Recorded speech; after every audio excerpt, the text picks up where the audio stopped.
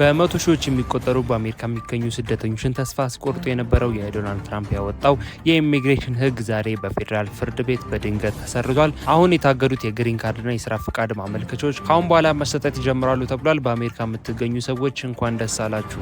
Imagine spending years following every immigration rule, paying thousands of dollars in application fees, submitting mountains of paperwork, and then nothing. No approval, no denial, no decision at all.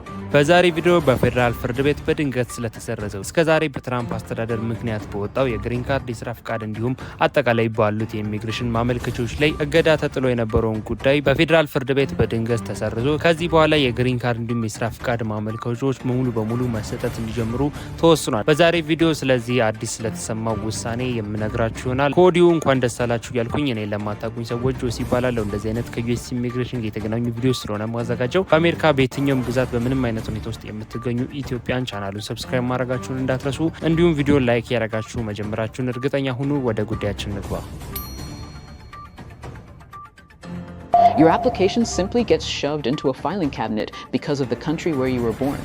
That's exactly what happened to hundreds of thousands of immigrants across the US after a controversial policy quietly halted immigration processing for nationals from 39 countries. But now, a federal judge has stepped in and delivered a major blow to that policy. የእነዚህን ዌብሳይቶችን ሊንክ ዲስክሪፕሽን ቦክስ ውስጥ እንዲሁም የኮሜንት መጀመሪያ ላይ ያስቀምጥላችኋለሁ። በአሜሪካ መንግስት ከ39 ሀገራት ለተወጣጡ ስደተኞች ላይ ተጥሎ የነበረው የኢሚግሬሽን ማመልከቻ እገዳ ማለትም ግሪን ካርድ፣ አሳይለም እንዲሁም የአሜሪካ ዜግነት ማመልከቻ ማለት ነው እገዳ በፌዴራል ፍርድ ቤት ህገወጥ ተብሎ በዛሬው ዕለት ተሽሯል። በባለፈው ህዳር ወር የአሜሪካ መንግስት ብሔራዊ ደህንነትን ሰበብ በማድረግ ከ39 ሀገራት ለተወጣጡ ዜጎች የሚሰጡ የኢሚግሬሽን አገልግሎቶች ለምሳሌ ግሪን ካርድ፣ የስራ ፍቃድ ወይም ኢኤዲ የምንለው እንዲሁም ደግሞ የዜግነት ማመልከቻዎችና ጥገኝነትን ሙሉ በሙሉ አቁሞ እንደነበር ይታወቃል።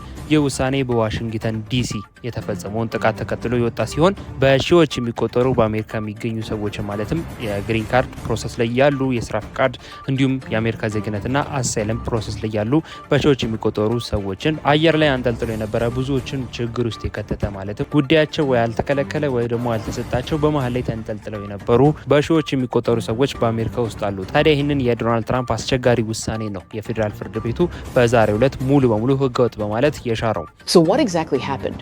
Why did the government freeze so many applications? And what does this court ruling mean for immigrants moving forward? Let's break it all down.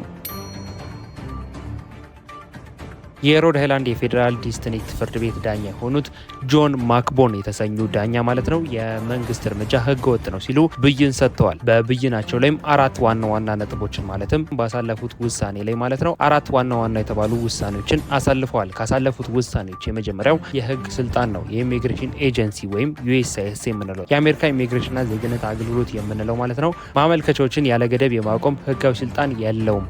ማመልከቻዎችን በአግባቡ የመገምገም ግዴታ አለበት ሲሉ የፌዴራል ዳኛው ውሳኔ አሳልፈዋል። በሁለተኛ ደረጃም ፖሊሲው በዜግነት ላይ የተመሰረተ አድሎ የተሞላበት ነው። ስለዚህ ይህ ነገር በአስቸኳይ መቀረፍ እንዲሁም በዜጎች ላይ ማለት በዜግነት ላይ ያነጣጠረ እርምጃ የሚወስደውን የዩኤስሲአይኤስ አሰራር በአስቸኳይ እንዲቆም ውሳኔ አሳልፈዋል። በሶስተኛ ደረጃም በአንድ ግለሰብ ጥፋት ምክንያት በ39 የተለያዩ ሀገራት ዜጎች ላይ እገዳ መጣል አመክንዮአዊ አይደለም። ስለዚህ በአስቸኳይ ይህ በአንድ ግለሰብ ጥፋት ምክንያት 39 ሀገራቶች ላይ በፍጹም እርምጃ መውሰድ አይቻልም ሲሉ ውሳኔ አስተላልፈዋል። በአራተኛ ደረጃ የመንግስት እርምጃ ወይም የአሜሪካ መንግስት ማለት ነው የትራምፕ አስተዳደር የተወሰኑ ሀገራት ዜጎች ላይ ያነጣጠረ አድሎ እንዳለበት ፍርድ ቤቱ ገልጿል። ስለዚህ ይህ አጠቃላይ የነገርኳችሁ የፌዴራል ፍርድ ቤቱ የወሰነ ውሳኔ ከዚህ በኋላ ወደ ትግበራ እንደሚገባና የዶናልድ ትራምፕ ወይም የአሜሪካ መንግስት በ39 ሀገራቶች ላይ የጣለው ገደብ ሙሉ በሙሉ እንዲነሳ ፍርድ ቤቱ ውሳኔ አስተላልፈዋል።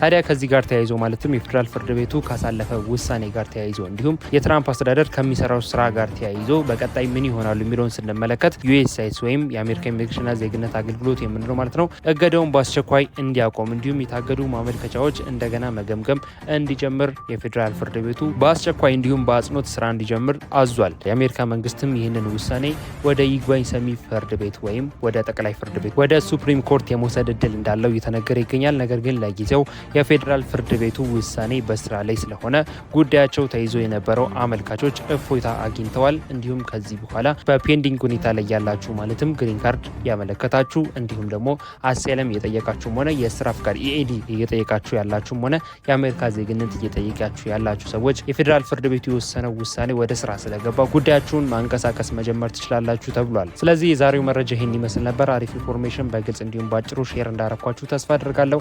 ሀሳብ አስተያየት እንዲሁም ጥያቄያችሁን ኮሜንት ላይ ጻፉልኝ። ስለዚህ የፌዴራል ፍርድ ቤቱ ስላሳለፈው ውሳኔስ ምን ትላላችሁ? ሀሳባችሁን ኮሜንት ላይ አጋሩኝ። መግቢያ ላይ እንደነገርኳችሁም ለዚህ ቻናል አዲስ የሆናችሁ ሰዎች እንደዚህ አይነት ከዩኤስ ኢሚግሬሽን ጋር የተገናኙ ቪዲዮ ስለሆነ ማዘጋጀው በአሜሪካ በየትኛውም ግዛት የምትገኙ ኢትዮጵያን ቻናሉን ሰብስክራይብ ማድረጋችሁን እንዳትረሱ። ቪዲዮንም ላይክ ያደረጋችሁ ምን ያህል መረጃውን እንደወደዳችሁት ምን ያህል ቪዲዮውን እንደጠቀማችሁ እንደወደዳችሁት አሳውቁኝ። ምክንያቱም ላይክ ባረጋችሁት ቁጥር ምን ያህል እየወደዳችሁት እየተመቻችሁ እንደሆነ ስለመረዳ በቀጣይ አዳዲስ አፕዴቶች አዳዲስ መረጃዎች በሚወጡበት ጊዜ ቶሎ ተከታትዬ እንዳደርሳችሁ ይረዳኛል። ስለዚህ ሁላችሁም ላይክ ያደረጋችሁ ምን ያህል እንደወደዳችሁት እንደተመቻችሁ አሳውቁኝ። በቀጣይ በሌላ ቪዲዮ በሌላ መረጃ እንገናኛለን። መልካም ጊዜ